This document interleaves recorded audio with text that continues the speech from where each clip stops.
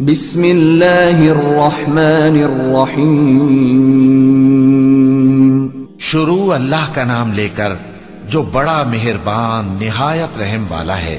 قاف، قرآن مجید کی قسم کہ تم پیغمبر ہو.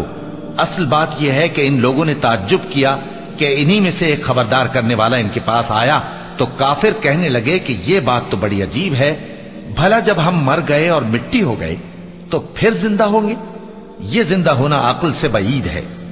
ان کے جسموں کو زمین جتنا کھا کھا کر کم کرتی جاتی ہے ہم کو معلوم ہے، اور ہمارے پاس تحریری یادداشت بھی ہے. بلکہ عجیب بات یہ ہے کہ جب ان کے پاس دین حق آ پہنچا تو انہوں نے اس کو جھوٹ سمجھا. سو یہ ایک الجھی ہوئی بات میں پڑے ہیں. کیا انہوں نے اپنے اوپر آسمان کی طرف نگاہ نہیں کی کہ ہم نے اس کو کیسے بنایا اور سجایا اور اس میں کوئی شگاف تک نہیں؟ اور زمین کو دیکھو، اسے ہم نے پھیلایا اور اس میں پہاڑ رکھ دیے اور اس میں ہر طرح کی خوشنما چیزیں اگائیں تاکہ رجوع لانے والے بندے ہدایت اور نصیحت حاصل کریں. اور ہم نے آسمان سے برکت والا پانی اتارا اور اس سے باغ اگائے اور کھیتی کا اناج اور لمبے لمبے کھجور کے درخت جن کا گابھا تہ بتہ ہوتا ہے. یہ سب کچھ بندوں کو روزی دینے کے لیے کیا ہے. اور اس پانی سے ہم نے مردہ زمین کو زندہ کیا. بس اسی طرح قیامت کے روز نکل پڑنا ہے. ان سے پہلے نوح کی قوم اور کنویں والے اور سمود والے لوگ جھٹلا چکے ہیں، اور عاد اور فرعون اور لوط کے بھائی اور بن کے رہنے والے اور تبا کی قوم. غرض ہر ایک نے پیغمبروں کو جھٹلایا تو ہماری دھمکی بھی پوری ہو کر رہی. تو کیا ہم پہلی بار پیدا کر کے تھک گئے؟ نہیں، بلکہ یہ اثر نو پیدا کرنے کے بارے میں شک میں پڑے ہوئے ہیں. اور ہم ہی نے انسان کو پیدا کیا ہے، اور جو خیالات اس کے دل میں گزرتے ہیں ہم ان کو جانتے ہیں، اور ہم تو رگ جان سے بھی زیادہ اس کے قریب ہیں. جب وہ کوئی کام کرتا ہے تو دو لکھنے والے جو دائیں بائیں بیٹھے ہیں لکھ لیتے ہیں. کوئی بات اس کی زبان پر نہیں آتی مگر ایک نگہبان اس کے پاس لکھ لینے کو تیار رہتا ہے. اور موت کی بے ہوشی حقیقت کھولنے کو طاری ہو گئی. اے انسان، یہی وہ حالت ہے جس سے تو بھاگتا تھا، اور سور پھونکا جائے گا. یہی عذاب کی دھمکی کا دن ہے.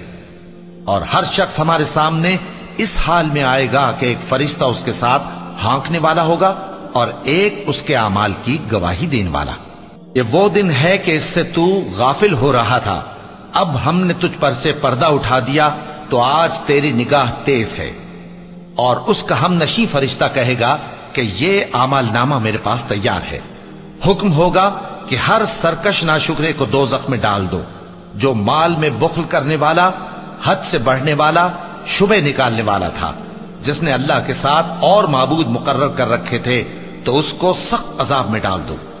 اس کا ساتھی شیطان کہے گا کہ اے ہمارے پروردگار، میں نے اس کو گمراہ نہیں کیا تھا بلکہ یہ آپ ہی رستے سے دور بھٹکا ہوا تھا.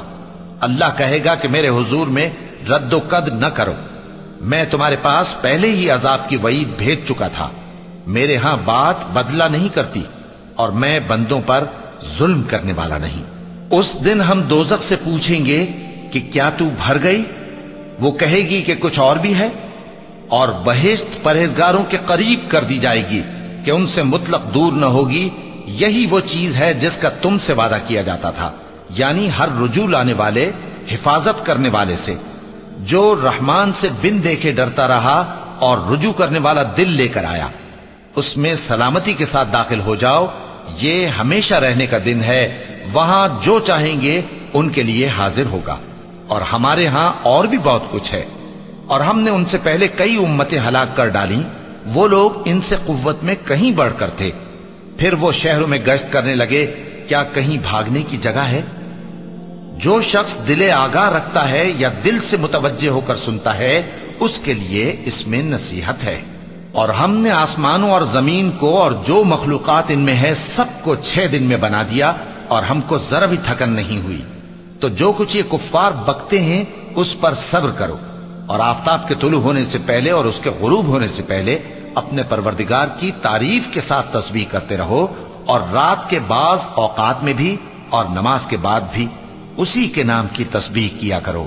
اور سنو، جس دن پکارنے والا نزدیک کی جگہ سے پکارے گا، جس دن لوگ ایک زور کی آواز یقیناً سن لیں گے، وہی نکل پڑنے کا دن ہوگا، ہم ہی تو زندہ کرتے ہیں اور ہم ہی مارتے ہیں اور ہمارے ہی پاس لوٹ کر آنا ہے۔ اس دن زمین ان پر سے پھٹ جائے گی اور وہ جھٹ پٹ نکل کھڑے ہوں گے۔ اس طرح سے جمع کرنا ہمیں آسان ہے۔ یہ لوگ جو کچھ کہتے ہیں ہمیں خوب معلوم ہے، اور تم ان پر زبردستی کرنے والے نہیں ہو۔ پس جو میرے عذاب کی دھمکی سے ڈرے اس کو قرآن کے ذریعے نصیحت کرتے رہو۔ صدق اللہ العظیم۔